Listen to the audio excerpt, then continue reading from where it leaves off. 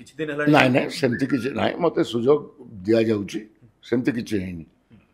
କିନ୍ତୁ କିଛିଟା ଜିନିଷରେ ମୁଁ ମୋ ମତ ରଖିବାକୁ ଚାହେଁ ସେତେବେଳେ ଦଳ ଯାହା ନିଷ୍ପତ୍ତି ନିଏ ମୁଁ ଶୁଣେ ସାର୍ ସେମିତି ସେମିତି ମୁଁ କିଛି ଅଣଦେଖା ନାହିଁ ସାର୍ ଆଉ ଗୋଟେ ଅନେକ ପୁରୁଖା ନେତା ଗୋଟେ ପରେ ଗୋଟେ ମୁହଁ ଖୋଲୁଛନ୍ତି ଏବଂ ବିଜେଡି ସ୍ୱୀକାର ରଖି କହୁଛି କି ଯେଉଁମାନେ ସୁବିଧାବାଦୀ ଥିଲେ ସେତେବେଳେ ମୁହଁ ଖୋଲୁନଥିଲେ ଯେତେବେଳେ ଅସୁବିଧା ଅଛି ଆଜି ନାଇଁ ଏଇଟା ଭୁଲ କଥା କହୁଛି ଅସୁବିଧାରେ କେହି ନାହାନ୍ତି ରଣେନ୍ଦ୍ର ପ୍ରତାପ ସେ ଅସୁବିଧାରେ ଥିଲେ କେବେ ଥିଲେ ସେ ଏବେ ବି ବିଧାୟକ ହେଇଛନ୍ତି ପ୍ରଫୁଲ୍ଲ ମଲ୍ଲିକ କ'ଣ ଗୋଟେ ସଂଗ୍ରାମୀ ସ୍ୱାଧୀନତା ସଂଗ୍ରାମୀର ଦାୟଦ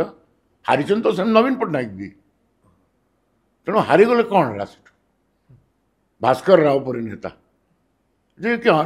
ମାନେ ଅନଡିଭାଇଡେଡ୍ କୋରାପୁଟର ନେତା ବିଜେଡି ସଂଗଠନ ମାନେ ଭାସ୍କର ରାଓ ଶ୍ରୀମୟୀ ମିଶ୍ରକୁ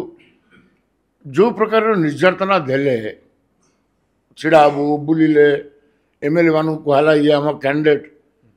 ତେଣୁ ତାକୁ ଗୋଟେ ଏମିତି ଅଣଦେଖା କଲ ଦଳରେ କେଉଁଠି ରଖିଲ ବି ନାହିଁ ତେଣୁ ସିଏ ତାର କହୁଛି ଯେଉଁମାନେ କହୁଛନ୍ତି ଅନ୍ତତଃ କ'ଣ ବୁଝନ୍ତୁ ଆଙ୍କ ଗ୍ରିଭିଏନ୍ସଟା କେତେ ଜେନ୍ୟୁନ୍ ନା ବୁଝିକି ଯଦି ଅନ୍ୟମାନେ ଗୋଟେ ଆକ୍ସନ୍ ନେବେ ସେଇଟା ଗୋଟେ ଡେମୋକ୍ରେଟିକ୍ ଦଳର ସାର୍ ଶ୍ରୀମୟୀଙ୍କ ଗ୍ରିଭେନ୍ସ ଜେନ୍ୟୁନ୍ ସମସ୍ତଙ୍କ ଗ୍ରିଭିଏନ୍ସ ଜେନ୍ୟୁନ୍ ସାର୍ ପ୍ରଫୁଲ୍ଲ ମଲ୍ଲିକ ଯାହା କହିଥିଲେ ଠିକ୍ କହିଥିଲେ ଠିକ୍ କହିଥିଲେ ପ୍ରତାପ ଜେନା ସିଏ କହିଲେ ଯେ ପ୍ରଫୁଲ୍ଲ ମଲ୍ଲିକ ଜଣେ ସୁବିଧାବାଦୀ ନେତା ଆପଣ କେମିତି କହୁଛନ୍ତି ଯେ ମୁଁ କହୁଛି ପ୍ରତାପ ଜେନା ତାଙ୍କ ଇତିହାସ ଜାଣିନାହାନ୍ତି କି ଜଣେ ସ୍ୱାଧୀନତା ସଂଗ୍ରାମୀର ଦାୟଦ ସିଏ କେନ୍ଦୁଲିପର ଆନ୍ଦୋଳନରେ ବଢ଼ିଛନ୍ତି ସିଏ ତାଙ୍କଠୁ ଅନେକ ସିନିୟର ମୁଁ ସେ କହିକି ଭୁଲ କରିଛନ୍ତି ବୋଲି ସେ ଅନୁତାପ ମଧ୍ୟ ସାର୍ କରିସାରିଲେ ପ୍ରତାପ ଜେନା ଆଉ କାହାର ମୁଁ ଜାଣିବାରେ ସିଏ ମଧ୍ୟ ଅନୁତାପ ସାର୍ କରିଛନ୍ତି ପ୍ରତାପ ଜେନା ଆଉ କାହାର ସ୍କ୍ରିପ୍ଟ ପଢ଼ିଦେଲେ କି ଦେଖନ୍ତୁ କିଏ କାହାର ପଢ଼ିଲା ମୁଁ ସେ କଥା କହିପାରିବି ସେମାନେ ମୋର କୋଲିଗ